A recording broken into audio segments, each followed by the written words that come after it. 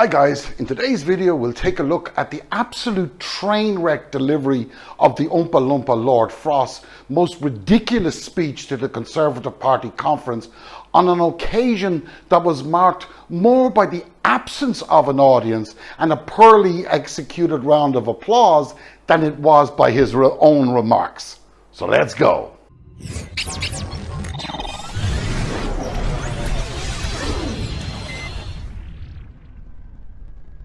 Now, though many of you may have watched or listened to his complete fictional tale of the events surrounding Brexit, I thought it could be advantageous for us to break down his garbage into manageable segments, because to critique the whole disaster in one shot would just take far more time than we both have, okay? Before I start, can I remind you to hit that subscribe and notification icon in particular, please, as it really does help the channel greatly. Now, having listened to a speech the first time and having taken some notes, I soon realized that almost everything he said was either a lie, was libelous, or just plain stupid. Okay, so as I said earlier, we'll break it down and provide the data that exposes this guy's true credentials. Now let us be very clear here. We have for a long time been dubious of this bloke's technical ability to handle complex negotiations. We were also dubious as to whether or not he really had a grasp on reality of trade, either domestic or international. What I didn't expect, however, was his complete lack of understanding of parliamentary procedures.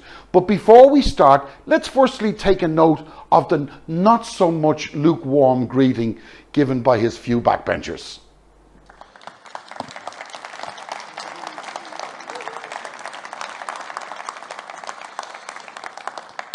Good morning, conference. Now, if ever there was a demonstration of just how little regard his own party members have for this Oompa Loompa, nothing demonstrates it more clearly than the reception he received. I think you'd agree with that. Let's not forget here for a single second that this guy's main role as Brexit minister is to solve the trade issues with the EU, which is the UK's biggest trading partner. Okay? The only thing we've heard from the UK for the last several months refers exclusively to the problem of the withdrawal agreement that Oompa Loompa negotiated, and that he claims now is not working and has threatened to invoke Article 16, as if that's going to achieve anything other than stir up national rhetoric from the mainstream media. Okay? Frost often speaks, as does Johnson, Gove, Rees-Mogg, etc., about the undemocratic EU bureaucrats. But Frost's understanding of UK parliamentary roles indicates that his belief is that we should completely scrap the need for voting in Parliament and simply follow the dictates of the Prime Minister. And I'm not joking about that. Let's take a look. Our constitution was being shredded by the Remain establishment. Parliament was hijacked by the unholy trinity of Keir Starmer, John Bercow and Hilary Benn, destroying our negotiating leverage with the EU with their Surrender Act that stopped us leaving without a deal. So, given that the democratically elected members of Parliament voted to ensure that the government abided by its own pledges pre-referendum that the UK was not in any danger of leaving without a deal, while saying that such talk was just Project Fear, the UK Parliament held the government accountable on behalf of the British public, okay? This was not an act of sabotage. This was not the act of some form of coup d'etat. This was the act of what was luckily a functioning Parliament that this Oompa Loompa feels got in the way, perhaps luckily I may add, of his Brexit. Now, let's move on from there, shall we? Let's ignore that within the same time as he called the hostage taking place, Johnson and his front bench were attempting to and almost succeeded in the unlawful proroguing of Parliament following a meeting with the Queen in which Boris Johnson lied and instead focused on this Oompa Loompa's honourable, heartfelt recollection of how he felt the call of duty from perhaps some higher divine authority to serve the people in a manner befitting such a hero, as he put the nation first and stood by his principles. Let's have a listen to our great Lord Frost. When we said we would do something, we did it. And we got results for one very good reason.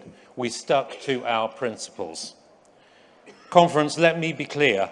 While I'm a minister, I will always do that.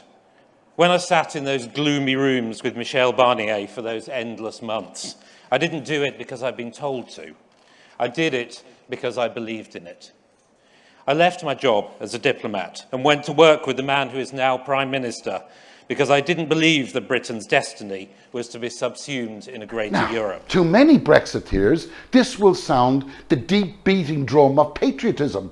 But to those with an ounce of intelligence that have learned that quirky skill of perhaps reading the bloody news, we know that his story is absolute rubbish and yet again exposes him as the liar that he is. Okay? This Oompa Loompa didn't leave public service to act as a minister or a negotiator or even a tea boy. He left a private organisation that represented the Scottish whisky manufacturers in November 2016, after which he joined Johnson as special advisor in the foreign affairs under May's government. Okay? However, what is even more telling is that while acting as the Whisky Association CEO, he warned that Brexit would damage the industry and advised against it when he released his official statement on the matter, in which he said, and I'm quoting here, "For all the EU's frustration, it makes production easier, paperwork simpler, and competition stronger, and hence prices cheaper." And he advised, let's not turn our back on the world's greatest free trade area on our own doorstep. Instead, let's make it work. Okay? Now, what more can you say? Now let's move on to the withdrawal agreement itself. And if ever there was evidence that Frost and Johnson are simply manipulating the people, none could point to it better than what this complete and utter idiot spoke of at the podium of the most important party event. Let's watch together and pay a particular attention to this prepared script. Yes, we agreed the protocol in that difficult autumn 2 years ago. We knew we were taking a risk, but a worthy one, in the cause of peace, in the cause of protecting the Belfast Good Friday Agreement. Of course, we wanted to negotiate something better. If it had not been for the madness of the Surrender Act, we could have done so. So we worried right from the start that the protocol would not take the strain if not handled sensitively. As it has turned out, we were right. The arrangements have begun to come apart even more quickly than we feared.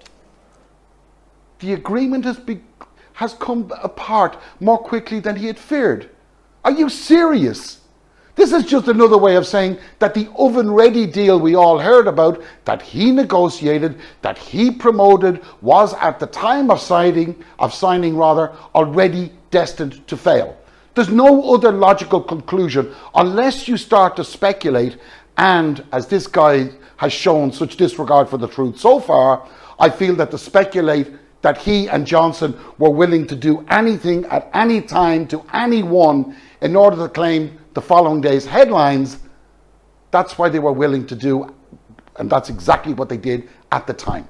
Okay? You can't deny that. And the proof of this bloke's constant attempts at deception was made even more patently obvious in this next excerpt. So let's watch and listen, shall we? The arrangements have begun to come apart even more quickly than we feared. Thanks to the EU's heavy-handed actions, cross-community political support for the protocol has collapsed. The protocol itself is now undermining the Belfast Good Friday Agreement. Businesses, political parties, the institutions, and indeed all in Northern Ireland now face instability and disruption. Political commercial support has begun to collapse. What the hell is he talking about? This is nothing more than absolute and utter barefaced lies. The people that objected to the protocol were the DUP and the UUP. It wasn't Sinn Féin. It wasn't the SDLP. It wasn't the Alliance Party. It wasn't the Green Party. And guess what? They still support the protocol. It is only the DUP and the UUP that object to the protocol. So in short, nothing has changed except that of Westminster, who have been blamed by the Northern Ireland's industry leaders for not taking the necessary steps to ensure a smoother transition. They also think it's working, or could work better.